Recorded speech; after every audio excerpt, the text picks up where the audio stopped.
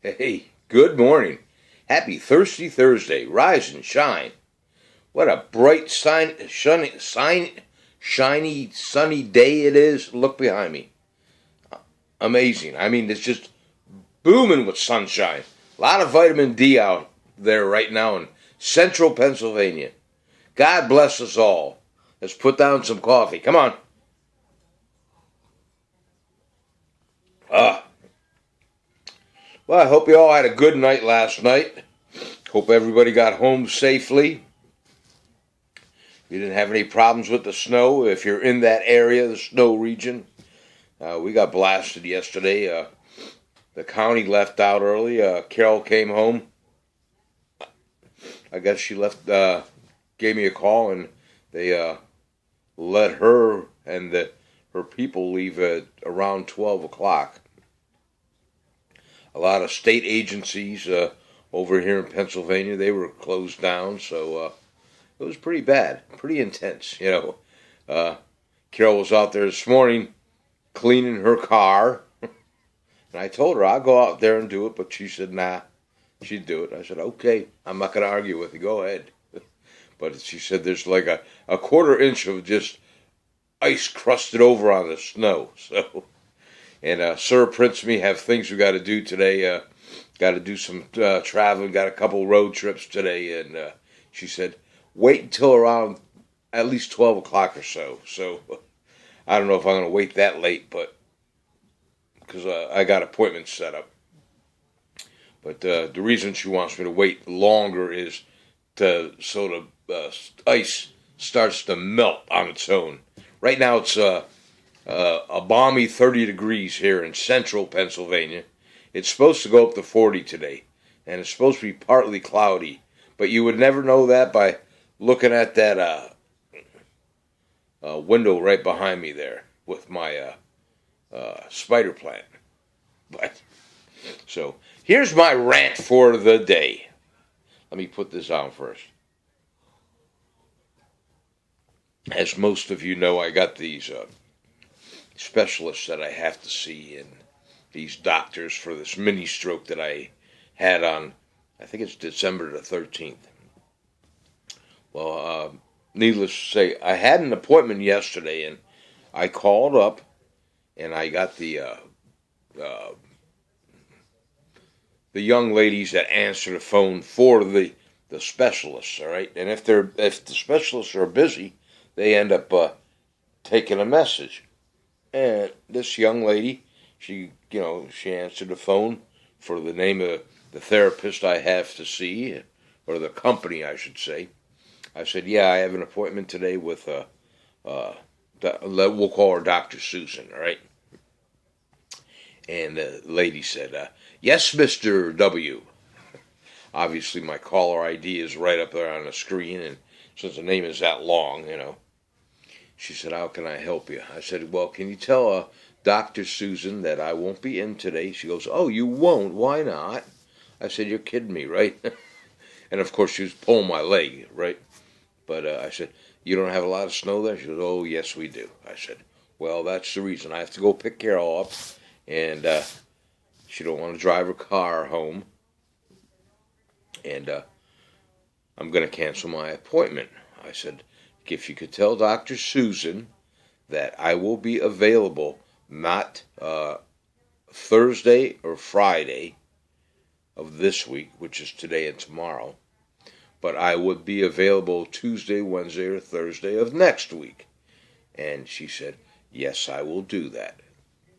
Click, goodbye, right? So we hung up. And obviously, Carol drove her own car home for the Subi. She said she was comfortable driving, and I said, okay. But anyway, about, I don't know, maybe 45 minutes to an hour later, my phone starts to ring, and unless it's got the name of the person that is calling me on top, I'm not going to answer it. I don't know if you guys think that way, but if it's an unknown number, I do not answer. I don't need to be reeled in on buying this or buying that, or having scammers tell me that they're the IRS and I have to take care of my tax bill immediately. And no, I figure if it's important, they'll leave a message and I will return their call. Well, sure enough, they left a message. Hello, Ralph. This is Dr. Susan, blah, blah, blah. I have appointments available for tomorrow and Friday. Will you please contact me as soon as possible to either confirm or unconfirm? All the young lady had to do on the first phone call was tell her one message, or jot down, or email her. Dr. Susan, I got a call from Ralph W., or however, Ralph, my last name. He called and said he will not be in today. And it was at least 2-3 hours ahead of time, right? So she had plenty of Apple service. But obviously, I'm thinking that they all went home early. But he will not be in today. And take note that he is available, if there's something available, for Tuesday, Wednesday, or Thursday of next week. And if there isn't, that's fine. She could have said, I have nothing available Tuesday, Wednesday, or Thursday. We can do the following week. Because my Friday is always booked up with Dr. Charles. But no, she didn't say that. She just said, Ralph canceled. Here's his number if you'd like to call him and make other arrangements. And that's what was done. So in turn, I had a call back, and I didn't get Susan. I got the voicemail, the answer machine. And it said, it's very important that we get your message. Blah, blah, blah, blah. And I said, this is Ralph Warznikowski. I will not be available for Thursday and Friday of this week. I will be available, however, next week, Tuesday, Wednesday, or Thursday. If you have anything available, please contact me. Click. I haven't heard nothing yet. That's my rant for today, When these people just have one message, and granted, I understand, I am not the only patient there. But if they're taking the time to talk to you, and I know these gals or guys, whatever you want to say, are pretty good on their computers while they're talking with the earbuds, they can take notes and put it in there and then send it out in an email to the specialist. Why they're not doing it, I don't know. There's probably a very good reason, but I'm not getting it, and that's why I'm a little frustrated, okay? That's all I have to say. Let's put down some coffee, and then I got to go. I got 7 minutes into this useless good morning conversation just to enjoy our coffee.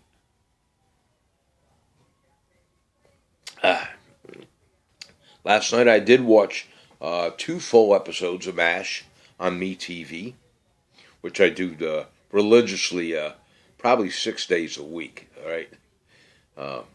MASH is on Monday to Friday, and I believe, yes, it's on Saturday on MeTV, and then, Sunday on MeTV, and then right after that on MeTV, I watched the hour-long episodes of Columbo. But last night I watched MASH, and then I flipped over to Netflix, and I forget the actor's name. But anyway, it's called In Search of God. Do some research on that. Watch that. I think I watched about 2.5 episodes, all right? And I think they're an hour long. So I made it pretty good, but I binged on 2.5 episodes. I'm going to have to go back in on the third one and watch it, right? But, yeah, it's pretty interesting. Obviously, it's like a documentary, but it's really good. It really is.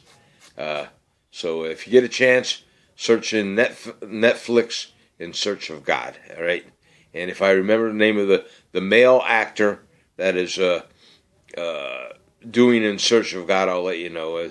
A well-known actor, I'll say African-American to be politically correct, but he's got a very recognizable voice. I wish I had his name. He's very good. He's very good. He was in The Bucket List, all right, if that helps you any. He was one of the main guys in The Bucket List that passed away with the brain surgery or whatever he had. Very good actor, and that's why I put it on when I seen In Search of God, and that he was doing the documentations and doing all this. I said, yeah, we're going to watch him. Very good. So that's all I have to say, folks. All right, going to put down my coffee. I'm going to go get cleaned up, and in a little while I'll be going down the road. Let's be careful out there today. If you're out here in central Pennsylvania or wherever the snow has been laying, because on some of these roads, they're still snow covered, okay? They're doing the best they can, but on our back roads over here in the little town of Tower City, on the back roads, they're not good, all right? And I haven't found out yet how Goldmine Mountain is or Keffer's Mountain is. I'll find out later on today. So, cheers to Nostrovia. You guys have a great day today. Let me know what it is in your neck of the woods. All right. Tonight for dinner, Carol gave me free reign. Ooh. She said, yeah, you go do some shopping. You go right ahead. Take Sir Prince for a road trip. I said, well, thank you. Thank you for giving me permission. Don't tell her I'm saying this, though, all right? But I think I'm going to go to Boyer's, and I don't know. I might get some ground sirloin. When I had my restaurant in Georgia, in Cumming, Georgia, I was ahead of my time. Back in, I think it was 1996, I had a little restaurant called Fat Robbie's Philly Cheesesteaks, all right? And I had all my meats, my sliced ribeye sent in from an outfit in New Jersey, trucked in, and I had my Amorosa rolls trucked in through Cisco. So I mean, I was coining all the Philly cheesesteak areas or shops over here in the southern Pennsylvania, central Pennsylvania, or Philadelphia, excuse me. But I got the idea from this restaurant that I used to go to, not even a restaurant, but a steak shop, as I was growing up. And I called them up. It's called Sam's in Downingtown, Pennsylvania, all right? And I called up, and I got the owner at the time, Sam, and he said, hey, Warzy, how you doing? Because we were good friends, all right? I spent a lot of money there. All the Warzy brothers and sister spent a lot of money in Sam's Pizza, right? They got great pizza, but their steak sandwiches are, at least they were, and they probably still are, to die for. The sauce he used to put on was, unbelievable. But I called him up and I said, I'm opening up a steak sandwich shop. I said, I'm over here near Atlanta, Georgia, so I'm no competition to you, which I wouldn't have been anyway, because he already had his name out there. But I said, could you give me the recipe for how you're doing your sauce? And at that time, he gave me the recipe. So I was making steak sandwiches in Cumming, Georgia. I took a freestanding building, which was a restaurant for many, many, many, many, many years, all right? It was called Daisy Mae's Barbecue / Smokehouse, all right? It had a picture of a pig on the billboard, all right? And it had an apron on it, but they were known for their barbecue. And I didn't know anything about barbecue then. If I would have known then what I know today, I would have stuck with I had a smokehouse out back. Not a big one, but there was a smokehouse at this freestanding restaurant, and I ignored it completely. There was still wood in there, and I just let it go, all right? Because I was going to make these steak sandwiches from Philly. And I did all right, but I was on Route 20, I think it's called, in Cumming, Georgia, if I can remember correctly. But I was on the main fairway, if you want to call it that, the highway, that would go to Lake Lanier, all right? And it was great in the summertime, all right? Because, you had all these transients coming in to go to Lake Lanier. That was a big stopping point for families and lovers, or whatever you want to say, to have fun down at Lake Lanier. And they'd have to go past Fat Robbie's Philly cheesesteaks. And I got a lot of business there. But then in the wintertime, boom, it dropped off. So that was my experience with Fat Robbie's Philly cheesesteaks in Cumming, Georgia, and the Atlanta Constitution, I think it's called. They did a real nice write-up on the not the front page, but the second or third page with a big spread on it, and all these people from Atlanta that were transferred, all these Yankees that knew what a Philly steak sandwich was. They swarmed in on me to get my steak sandwiches, and of course they checked my place out. And, can you make a real steak sandwich? Where are you from? What's your name? What do you do? How do you make it? What kind of roll? What kind of cheese? What kind of meat? Boom, boom, boom, boom, boom. All of this. So it was pretty cool. It was good. Real good.